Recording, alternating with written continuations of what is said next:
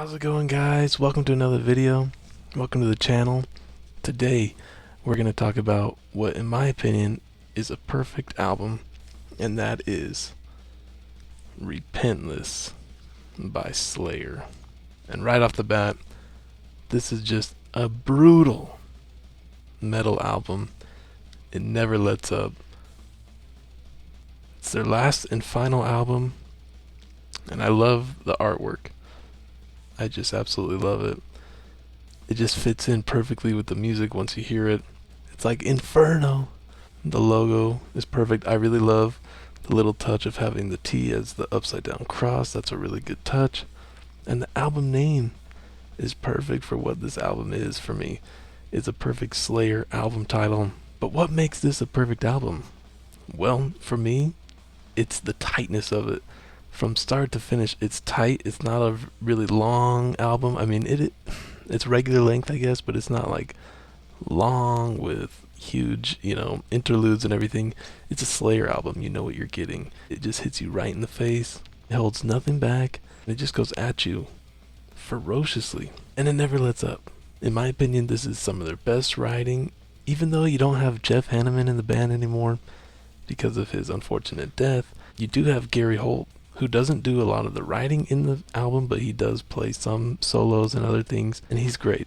He's a great addition to the band. He's the perfect fit if you're not going to have Jeff. So, I really like that. And of course, Tom Araya's voice is perfect in this. You could tell he's older, he's more mature, but he still has it, and that is what is amazing. That his voice and his lyrics are always good, but in this album, to me, they're fantastic because they're dark, they're political. They're not too political, but they're political in a good way, if you know what I mean. And they just make you want to get up and go fight, just like the songs talk about.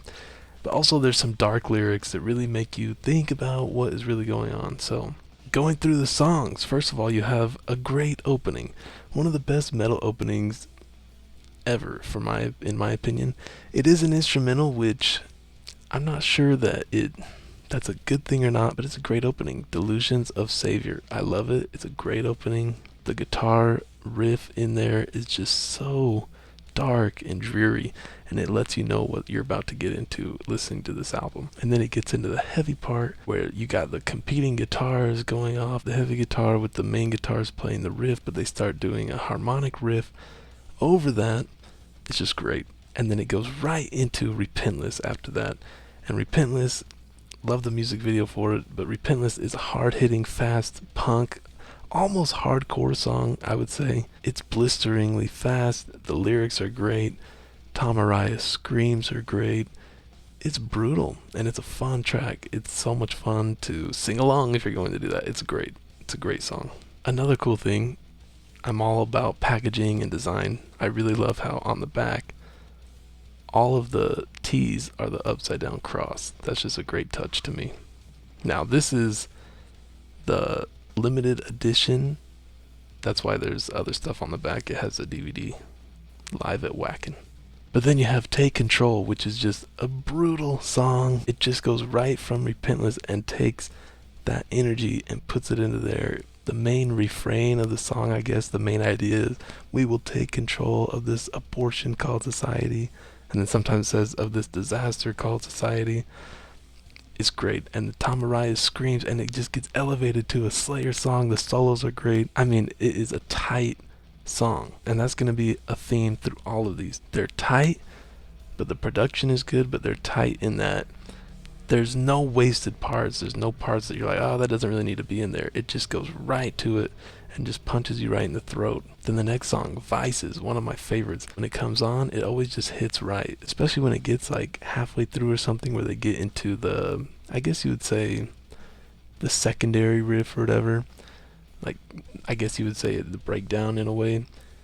It just blows your mind. It's so good.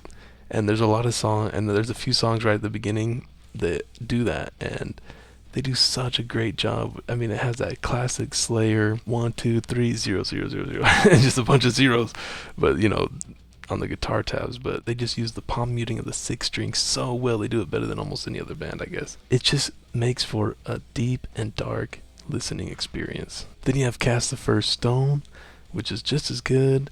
It does have, to me, the tempo goes down a little bit, so, but it does pick up near the end. It's just a great continuation. There's no bad songs.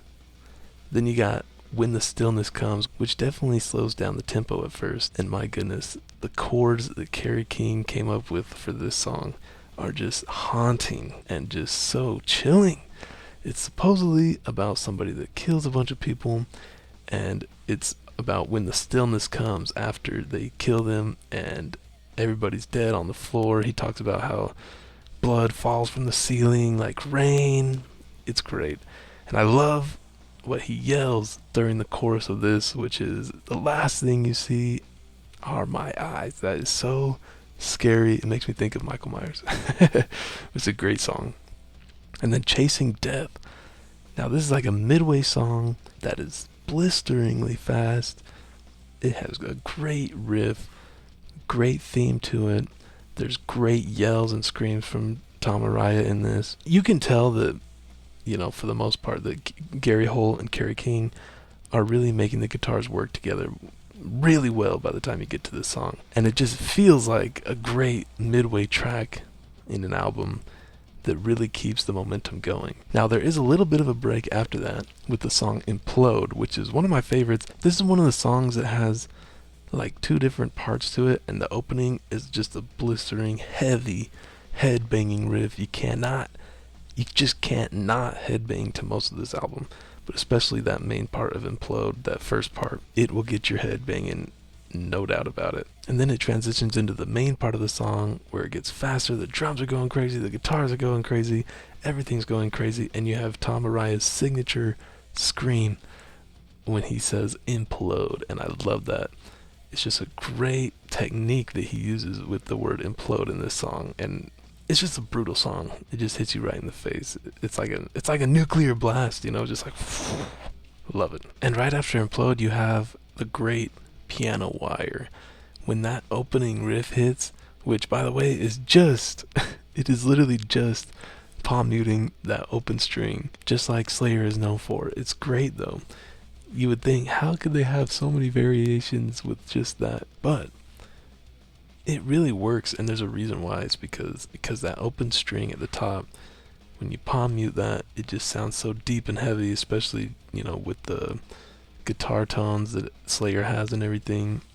There's nobody heavier than Slayer. But you would think, why would Slayer have a song called Piano Wire? That just doesn't make sense. That doesn't sound like Slayer, you know what I mean? Piano, they don't use piano. But the interesting story about it is that it's actually about the Nazis, how they would hang certain traders and other people with piano wire that they would steal from pianos. Like in Austria, when they invaded them, they would hang people in Austria with the piano wire. And also, I guess Hitler would hang people with piano wire because it was a slower and more painful death. So he would especially hang traitors, and he would also order that it be filmed so he could watch it. And I guess he would make them do it naked too. So it was just brutal. And that's what's cool about the song Piano Wire, especially once you know that backstory. Because at first you're like, Piano Wire, why is it called that? Because it's such a brutal, heavy song. But man, one of my favorite lines from this song and from the whole album is how he says piano wire plays, your body hangs.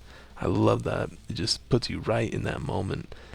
And then you go right into Atrocity Vendor, which in my opinion is probably the weakest song on the album, but every time you listen to it you're like, oh, actually it's really not that weak. It's a great song too. And it has some great lines in it. They might be a little bit cheesy, they rhyme really well. Atrocity Vendor, equal opportunity offender. It's a little bit cheesy, but honestly it works because it just keeps the flow of the album going. And then you have one of the best songs on the album, You Against You. It has one of the best music videos as well. If you haven't seen it, go watch it. I love how in the music video there's just like 1,000 knives in this guy that's dead, and it's just so cool. But the opening riff to You Against You is one of the best riffs they've ever had, especially on this album. It just opens up so well. It really is one of their most fun riffs, I would say, and it's fun to play too. It's just one of those riffs that really catches your attention, and then they go into the heavier part. So at first they're playing higher up on the guitar, but then they play the same riff but lower, and so it's heavier, it's deeper, it's darker. is great. The only problem is they stopped playing that riff a little ways into the song, which is fine. You know, they do other things with it, but it's a great song. And then the final song, Pride and Prejudice. What a great name for a song. And You Against You too. I mean, all the names of the songs on the album are great. But Pride in Prejudice instead of Pride and Prejudice, Pride in Prejudice. I love it. It's a great song. I love the music video for this too. It's part of the trilogy of videos they have where, but this one's cool because they're in the snow and there's blood everywhere. It's great. It's just great. But Pride and Prejudice, it's a great closing song. It's a little bit slower, but it has those great Tom Araya, you know, huge vocals that he does where they just sound so dark and dreary and just also so aggressive, you know. He's one of the few people that can make a slow song like this so aggressive and so heavy. I absolutely love his performance on this song. And it's a little bit sad because it's the closing song to what might be their final album, so it's a little bit sad to listen to, but it's a great closing. I will say the album feels like it ends a little bit abruptly, but it never lets up from start to finish, so I really don't have anything bad to say about that. But yeah, Repentless. If you haven't heard it, definitely go and listen to it. I like buying the physical CD because I really love to have the artwork and everything, especially if it's a band I love like Slayer. I always want as much as I can get physically, especially because they have a lot of cool versions like this where it's a limited edition with the DVD and everything. I saw at the record store the other day, right before Christmas, that they had a version of this on vinyl that I'm pretty sure had each song individually on 6.66 inch vinyl, and I just thought that was really cool. So what a great album to finish an amazing career, and they did it even though they didn't have Jeff Hanneman. Now he did contribute to one song, which was Piano Wire. That was one of his songs, but the other ones I don't think he had anything to do with. So it is cool that there is one last song that has Jeff Hanneman. You know, he doesn't play on it, but he wrote the song, at least most of it, I guess. And so to me it's really cool that one of the most it's weird. You know, it's called Piano Wire, so at first you don't think it's so brutal, but once you learn the backstory and everything, it really becomes one of the most brutal and heavy topic songs and heavy musically songs of the entire album. And so it's really cool that, you know, the one song that has, you know, specific ties to Jeff Hanneman is the song that just stays with you for the longest, you know. So that was really cool. But yeah, this album is very important to me personally because it just helps you, I don't know, the deepness and the darkness and the heaviness of it, not just musically but topically. I don't know, to me it helps me, I guess, understand the dark side of the world a little bit better and the pain that you go through. This album can really speak for you in those moments, for at least it does for me. And so it's very important to me. It's just one of those albums that, you know, after you listen to this, other bands and other albums maybe, they just won't compare because they're not as heavy topically and musically. And that's important because this makes you feel something way more than most albums. Like, my life was different before and after I heard this album. So that shows you that it's a big deal. And so I hope it'll be the same for you. But yeah, I think it's definitely best listening to it from start to finish. I do that with most albums, but you can also listen to things individually. But man, this album, one of the heaviest of all time. Slayer are the kings of metal. Man, it just doesn't get better than Slayer. Fucking Slayer. Anyway, let me know what you guys think if you've heard it. Let me know what versions you have of it, if you do have any different versions. I would love to hear about that. But anyway, thanks for watching. I hope you enjoyed it. Make sure you subscribe for other videos like this. And if you like horror movies, I make a lot of videos about that, so it's going to be a lot of fun. Anyway, thanks for watching, and I will see you in the next one.